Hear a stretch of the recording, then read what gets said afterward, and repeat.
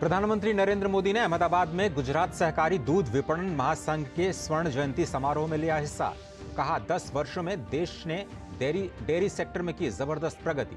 प्रधानमंत्री मोदी ने कई विकास परियोजनाओं का किया लोकार्पण और रखी आधारशिला।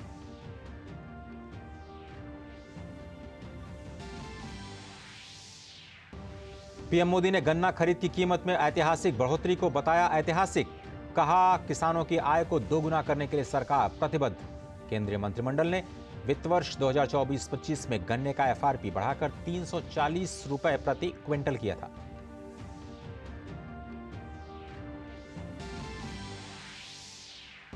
कृषि मंत्री अर्जुन मुंडा ने कहा, पंजाब में किसान संगठनों के साथ कई दौर की बातचीत रही सार्थक। वार्ता से ही निकलेगा समस्या का समाधान।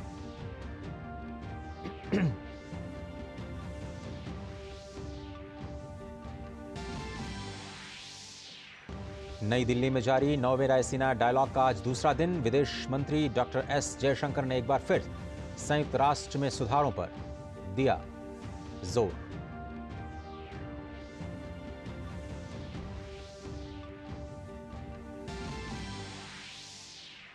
सीबीआई ने की किरू जल विद्युत परियोजना में कथित भ्रष्टाचार मामले में जम्मू कश्मीर के पूर्व राज्यपाल सत्यपाल मलिक के खिलाफ कार्रवाई। एजेंसी ने सत्यपाल मलिक और दूसरे आरोपियों के ठिकानों पर की छापेमारी। राष्ट्रीय अनुसूचित जनजाति आयोग की टीम संदेश खाली पहुंची। एनएचआरसी ने इस मामले में स्वयं संज्ञान लेते हुए मुख्य सचिव और डीजीपी को नोटिस जारी कर 4 सप्ताह के भीतर रिपोर्ट तलब की।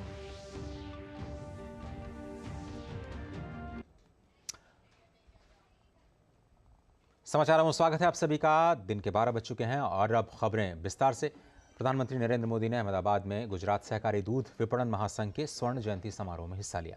ये भव्य समारोह मोटेरा स्थित नरेंद्र मोदी स्टेडियम में आयोजित किया गया। प्रधानमंत्री ने इस अवसर पर एक प्रदर्शनी का भी अवलोकन किया।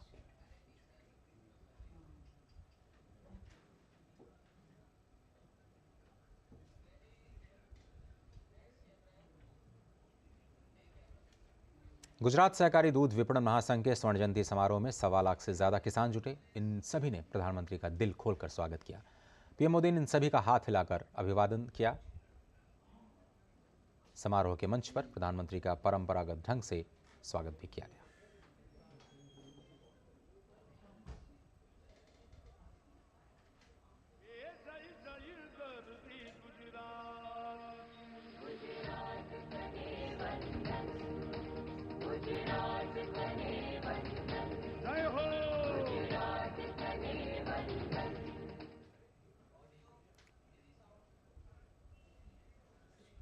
प्रधानमंत्री का स्वागत और इस अवसर पर शानदार सांस्कृतिक कार्यक्रम भी पेश किए गए। प्रधानमंत्री ने कलाकारों की इस प्रस्तुति को सराहा और उनका उत्साहवर्धन किया।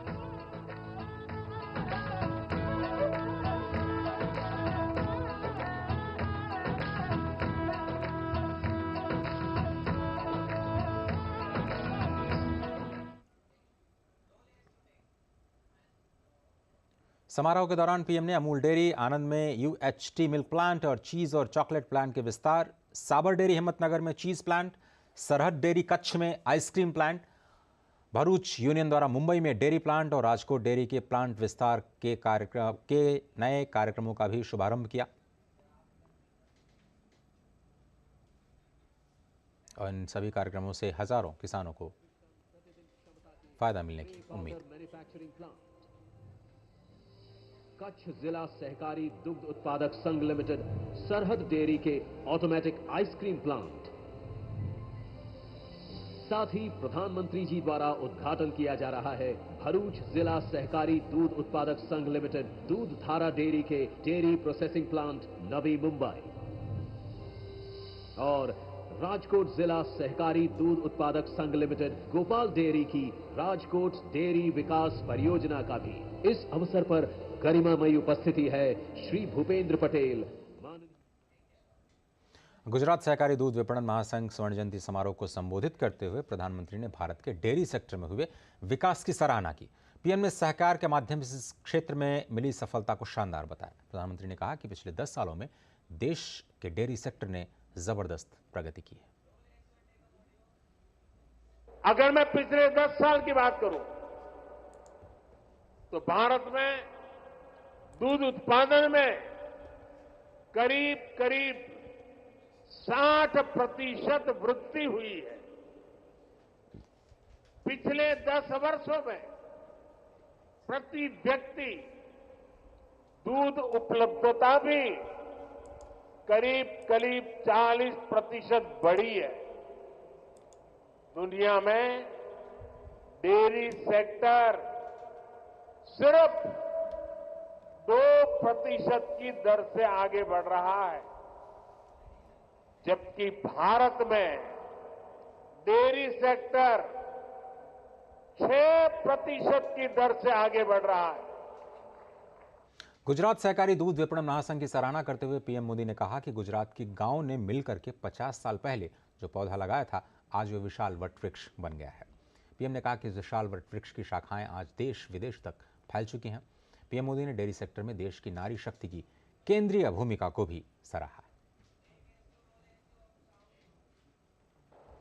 भारत में 10 लाख करोड़ रुपए के टर्नओवर वाले डेयरी सेक्टर की मुख्य कर्ता धर्ता देश की नारी शक्ति है। हमारी माताएं हैं, हमारी बहनें हैं, हमारी बेटियां हैं। आज देश में धान, गेहूं और गन्ने को भी मिला दें तो भी इन फसलों का टर्नओवर 10 लाख करोड़ रुपए नहीं होता, जबकि 10 लाख करोड़ टर्नओवर वाले डेयरी सेक्टर में 70% काम करने वाली हमारी माताएं, बहनें, बेटियां हैं। भारत के डेयरी सेक्टर की असली रीढ़, असली बैकबोन यही महिला शक्ति है। और इस अवसर पर प्रधानमंत्री ने खास तौर पर देश के पशुधन का भी अपना सम्मान उनके प्रति प्रस्तुत किया। और आगे बढ़ते हैं खबरों में। कृषि मंत्री अर्जुन मुंडा ने रांची में पत्रकारों से बातचीत में कहा कि पंजाब में जो किसान संगठनों के साथ कई दौर की वार्ता हुई है वो काफ़ी सार्थक रही है। कृषि मंत्री ने कहा कि सरकार किसान के हित में काम करने के लिए प्रतिबद्ध है।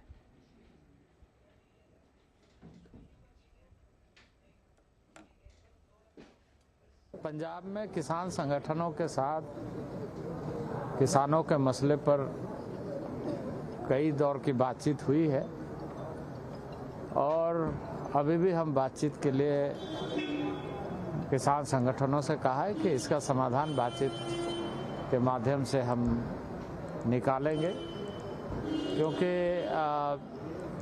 किसी भी समस्या का समाधान बातचीत के माध्यम से ही निकलता है, वार्ता के माध्यम से ही निकलता है। और ये देश हम सबका है, हम सबको मिलकर के देश का समाधान निकालना चाहिए ऐसे समय में कि हर आदमी के लिए वो लाभदायी हो सके। और किसानों के आंदोलन को देखते हुए हरियाणा के अंबाला, कुरुक्षेत्र, कैथल, जिंद, हिसार, फतेहाबाद और सिरसा जिलों में इंटरनेट निलंबन 23 फरवरी तक के लिए बढ़ा दिया गया है।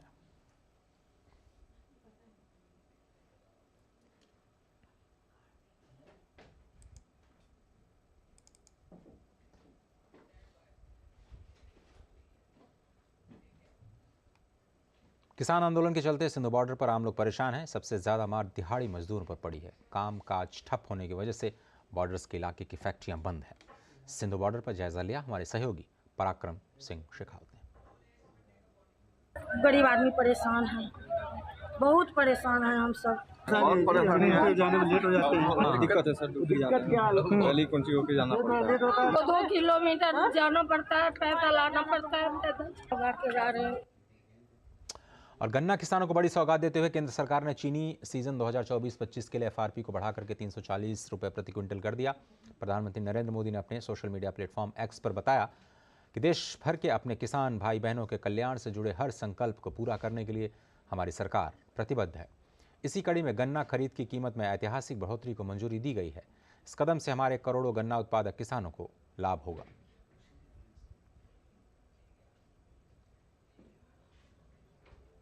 संदेशखाली घटना पर पश्चिम बंगाल के डीजीपी राजीव कुमार ने कहा कि जिसने भी कानून को अपने हाथ में लिया है उनके खिलाफ कार्रवाई की जाएगी। उन्होंने लोगों से पुलिस और प्रशासन के साथ सहयोग करने का भी अनुरोध किया है।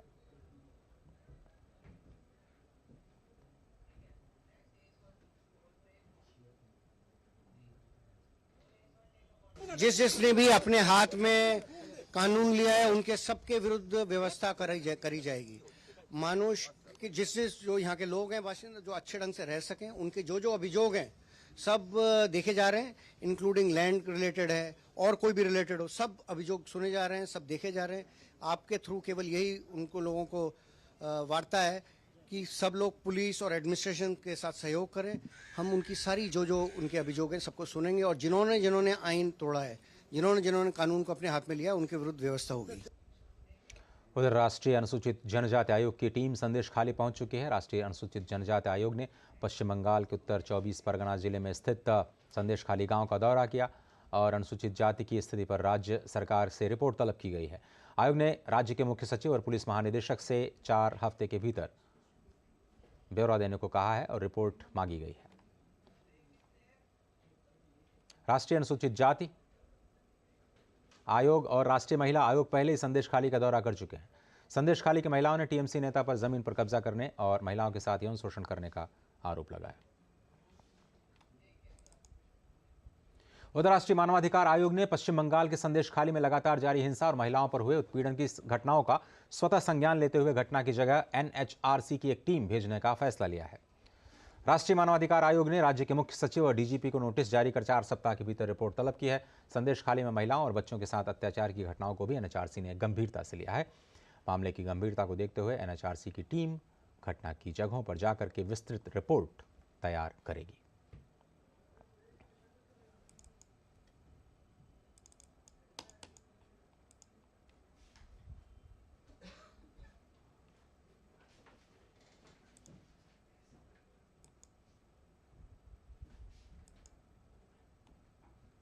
और CBI Kiru hydro electric project मामले में जम्मू कश्मीर के पूर्व राज्यपाल सत्यपाल मलिक और दूसरे आरोपियों के ठिकानों पर छापेमारी कर रही है। ये छापेमारी दिल्ली, राजस्थान, हरियाणा, बिहार, पंजाब, मुंबई, जम्मू कश्मीर समेत 30 से ज़्यादा जगहों पर चल रही है। ये मामला किश्तवाड़ में चिनाब नदी पर प्रस्तावित किरू हाइड्रो पावर प्रोजेक्ट के लिए 2019 में 2200 करोड़ रुपए के सिविल वर्क के कॉन्ट्रैक्ट्स के जुड़ा जो भ्रष्टाचार का मामला है उससे जुड़ा है।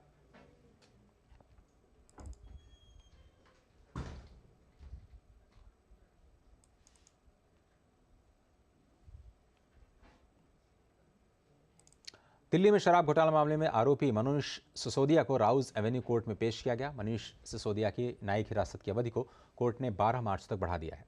सीबीआई ने जांच स्टेटस रिपोर्ट कोर्ट में दाखिल कर दी है, लेकिन कोर्ट ने कहा है कि अभी रिपोर्ट पक्षकारों के साथ साझा नहीं की जाएगी।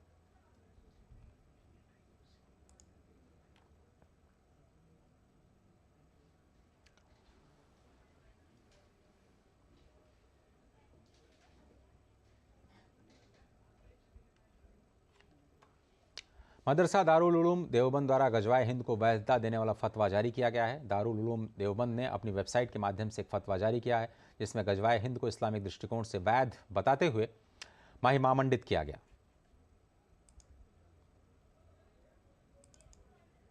फतवे में लिखा गया है कि गजवाए हिंद में शहीद होने वाले महान सर्वोच्च शहीद होंगे। राष्ट्रीय बाल अधिकार संरक्षण आयोग ने मामले का संज्ञान लेते हुए सहारनपुर के डीएम और एसपी को एफआईआर दर्ज करने के लिए नोटिस दिया है।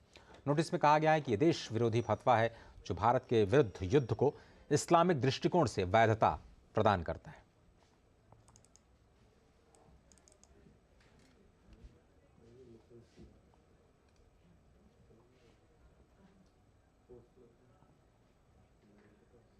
नई दिल्ली में वैश्विक कूटनीतिक विमर्श के कार्यक्रम रायसीना डायलॉग में आज विदेश मंत्री डॉक्टर एस जयशंकर ने शिरकत किया।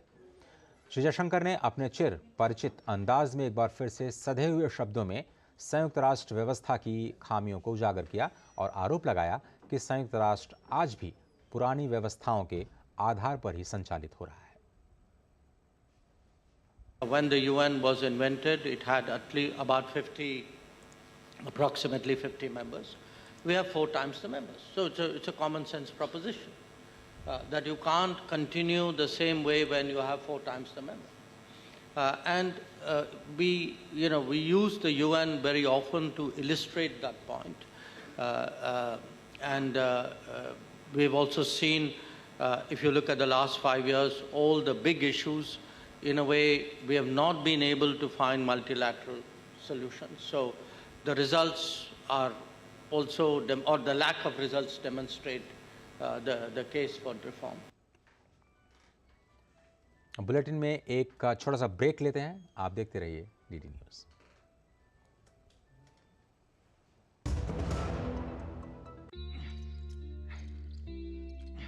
Got it. सोचिए, अगर असल जिंदगी में ऐसी हालत हो तो कितनी मुश्किलें होती हैं, लेकिन शुक्र है बैंकिंग के लिए नहीं। अगर आपकी उम्र 70 साल से अधिक हो या आप दिव्यांग हो, तो बैंक आपको कुछ जरूरी बैंकिंग सुविधाएं घर बैठे बैठे दे सकता है। आरबीआई कहता है, जानकार बनिए, सतर्क रहिए। हो बिजनेस बढ़ाना, गुड़िया को पढ़ाना या मिसेस के साथ वेकेशन, लो मुथूट फाइनेंस गोल्ड लोन, भरोसा इंडिया का, भरोसा इंडिया का। मुथूट फाइनेंस, भारत का नंबर 1 सबसे भरोसेमंद financial services brand. Gold loan के लिए अभी कॉल करें 1-800-313-1212।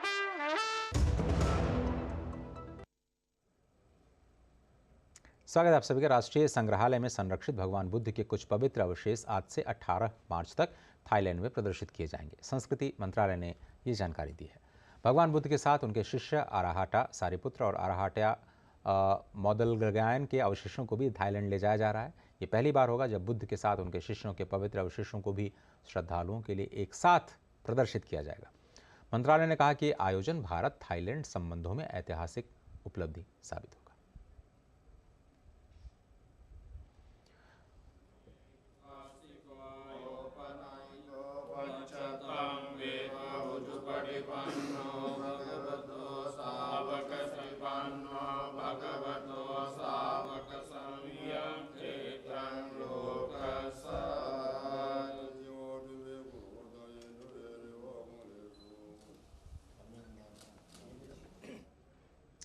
ये सारे अवशेष आज विशेष एयरफोर्स के विमान से थाईलैंड ले जाए जा रहे हैं, जहां पर ये प्रदर्शनी आयोजित की जाएगी।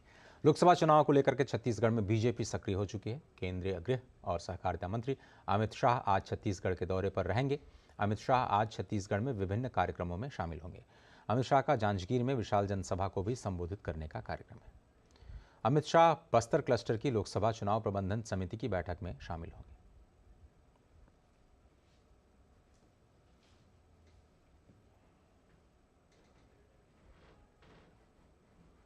अमेरिका और भारत अपने संबंधों को और मजबूत करने के लिए लगातार चर्चा कर रहे हैं।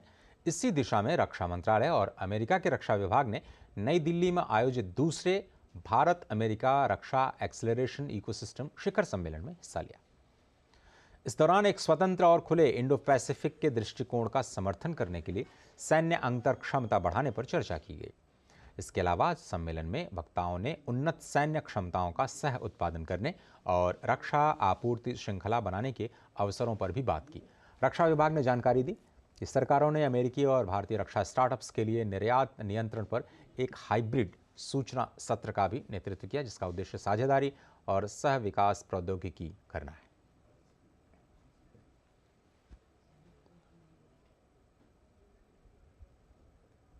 मॉर्निंग कंसल्ट के एक सर्वेक्षण से पता चला है कि 77% अनुमोदन रेटिंग के साथ प्रधानमंत्री नरेंद्र मोदी एक बार फिर से दुनिया के सबसे लोकप्रिय नेता के रूप में उभरे हैं। प्रधानमंत्री नरेंद्र मोदी ने अमेरिकी राष्ट्रपति जो बाइडेन और यूके के प्रधानमंत्री ऋषि सुनक को पीछे छोड़ दिया है। पीएम मोदी 76% के अनुमोदन रेटिंग के साथ फिर से सबसे लोकप्रिय वैश्विक नेता के रूप में उभरे। सर्वेक्षण के अनुसार प्रधानमंत्री नरेंद्र मोदी की अप्रूवल रेटिंग सूची में दूसरे स्थान पर काबिज मैक्सिको के राष्ट्रपति एंड्रेस मैनुएल लोपेज ओब्राडोर से 13% अधिक है। पीएम नरेंद्र मोदी पिछले कुछ सालों से लगातार इस लिस्ट में टॉप पर बने हुए हैं।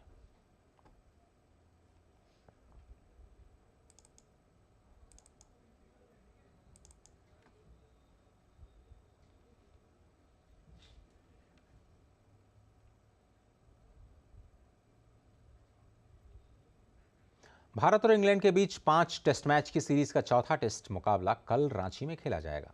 सीरीज में भारत ने 2-1 की बढ़त बना रखी है। ऐसे में टीम इंडिया की नज़र रांची टेस्ट को जीत करके सीरीज को अपने नाम करने की होगी। वहीं इंग्लैंड की टीम चौथे टेस्ट को जीतकर सीरीज में वापसी करना चाहेगी। राजकोट टेस्ट में इंग्लैंड पर राज करने के बाद रोहित शर्मा एंड कंपनी अब रांची में सीरीज में अजय बढ़त हासिल करने के इरादे के साथ सामने होगी। टीम को पिछले टेस्ट में बड़ी जीत मिली, जिसमें गेंदबाजी से लेकर बल्लेबाजी सब कुछ बेहद परफेक्ट दिखी। ऐसे में रोहित की युवा ब्रिगेड अब चौथे टेस्ट में ऐसी कोई गलती नहीं करना चाहेगी जो टीम के लिए भारी पड़े। रोहित शर्मा के बल्ले से रांची में सबसे ज्यादा रन निकले हैं। हिटमैन ने यहां एक मैच खेला है और उनके नाम कुल 212 रन हैं।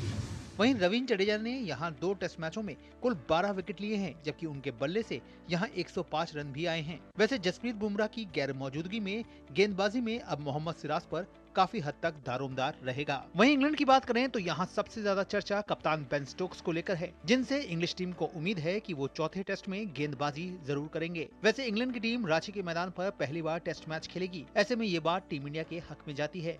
इस मैच में इंग्लिश टीम कुछ बड़े बदलाव के साथ मैदान पर उतर सकती है। रांची में भारतीय टीम ने अब तक 2 टेस्ट मैच खेला है, जिसमें से 1 ड्रॉ रहा है और 1 में टीम इंडिया ने जीत दर्ज की है। तो कुल मिलाकर भारतीय टीम के हौसले बुलंद हैं, लेकिन फिर भी टीम को सतर्क रहना होगा और इंग्लिश टीम के पलटवार से खुद को बचाना होगा। Sports desk, DD news. आपकी रक्त वाहिनियों में अगर खून का प्रवाह थोड़ा सा बाधित हो जाए तो कई समस्याएं पैदा हो जाती हैं। परिधीय तंत्रिका रोग, नसों की मुश्किलें, क्या होती हैं इसकी वजह और कैसे इसका बचाव किया जा सकता है, इस विशेष रिपोर्ट में देखिए और मुझे दीजिए इजाजत। नमस्कार। पेरिफेरल नर्व डिजीज यानी परिधीय तंत्रिका रोग, जिसे पेरिफेरल न्यूरोपैथी के नाम से भी जाना जाता है, ये वो अवस्था है जिसमें परिधीय तंत्रिका तंत्र की नसों की सामान्य गतिविधि प्रभावित होती है। नसों में होने वाली बीमारियां अलग अलग तरह की होती हैं और यह निर्भर करता है कि हम किस उम्र ग्रुप के मरीज को देख रहे हैं। जैसे बच्चों में हो सकता है, बूढ़ों में हो सकता है और एडल्ट्स में हो सकता है। बच्चों में होने वाली बीमारियां यूजुअली कॉन्जेनाइटल होती हैं या हेरिडिटरी होती हैं, और एडल्ट या बूढ़ों में होने वाली बीमारियां जो होती हैं कई बार आपके न्यूट्रिशन से या आपके अंदर पनप रही अलग बीमारियों से भी उसका लिंक होता है। जैसा मैं उदाहरण देना चाहूँगा डायबिटीज़ का। अगर डायबिटीज़ कंट्रोल नहीं है तो डायबिटिक न्यूरोपैथी यूजुअली 10 साल में आ जाता है। और B12 डिफिशिएंसी बहुत बड़ा कारण है न्यूट्रिशनल न्यूरोपैथी का। और समस्या और विकराल हो जाती है अगर मरीज में अल्कोहल की शिकायत है। परिधीय तंत्र में प्रत्येक तंत्रिका या नस का एक विशिष्ट कार्य होता है, इसलिए रोग के लक्षण प्रभावित नसों के प्रकार पर निर्भर करते हैं। तंत्रिकाएं कई प्रकार में वर्गित होती हैं। मोटर नर्व्स, ये नसें मांसपेशियों की गति को नियंत्रित करती हैं। ऑटोनॉमिक नर्व, जो रक्तचाप, हृदय गति, पाचन और मूत्राशय जैसे कार्य को नियंत्रित करती हैं। और संवेदी कोशिकाएं, जो त्वचा से तापमान, दर्द, कंपन और स्पर्श जैसी अनुभूति प्राप्त करती हैं। लक्षण सेंसरी हो सकते हैं, मोटर हो सकते हैं, ऑटोनॉमिक हो सकते हैं। सेंसरी लक्षण में हाथ पैरों में झुंझुनाहट आएगी। झुंझुनाहट यूजुअली पैरों से चालू होते हैं। इसको हम 2 तरह के सिम्टम में डिवाइड कर सकते हैं, positive symptom, negative symptom. Negative symptom का मतलब है कि सेंसेशन पता ही नहीं चलेगा। गर्म पानी डाल रहे हैं पता नहीं चलेगा, ठंडा पानी डाल रहे हैं पता नहीं चलेगा। पॉजिटिव सिम्टम क्या है, ऐसा लगेगा कि हम कांटों पे चल रहे हैं, रुई पे चल रहे हैं, तो ये पॉजिटिव सिम्टम हो गया। कई बार ऐसा भी होता है कि पैर से चप्पल निकल गया, पता ही नहीं चला, या चप्पल पहनने जा रहे हैं तो पता नहीं चला, हाथों में दस्ताने पहन रहे हैं तो पता नहीं चला। तो न्यूरोपैथी के सिम्टम पहले पैरों में आएंगे, उसके बाद हाथों में आएंगे, और ये जो सिम्टम होते हैं ये धीरे धीरे बढ़ते रहते हैं। न्यूरोपैथी का विकार असहज है, लेकिन आजकल इसके उपचार के लिए कई उपयोगी विकल्प उपलब्ध हैं। सबसे जो कॉमन जांच हम करते हैं अपने लैब में, that is nerve conduction, EMG। Nerve conduction से पता चलता है कि नसें कितनी ख़राब हैं और नसों को कितने इलाज की ज़रूरत है और किस स्टेज पे बीमारी है, बीमारी इनिशियल स्टेज पे है या बीमारी एडवांस स्टेज पे है। और depending upon your science and symptoms आपका डॉक्टर ये डिसाइड करेगा कि आपको किस तरह के इलाज की ज़रूरत है। परिधीय तंत्रिका रोग से बचाव के लिए आवश्यक है नियमित व्यायाम करना, शारीरिक सक्रियता बनाए रखना, संतुलित आहार का सेवन, शराब का सेवन न करना, धूम्रपान न करना और पैरों को चोट से बचाना।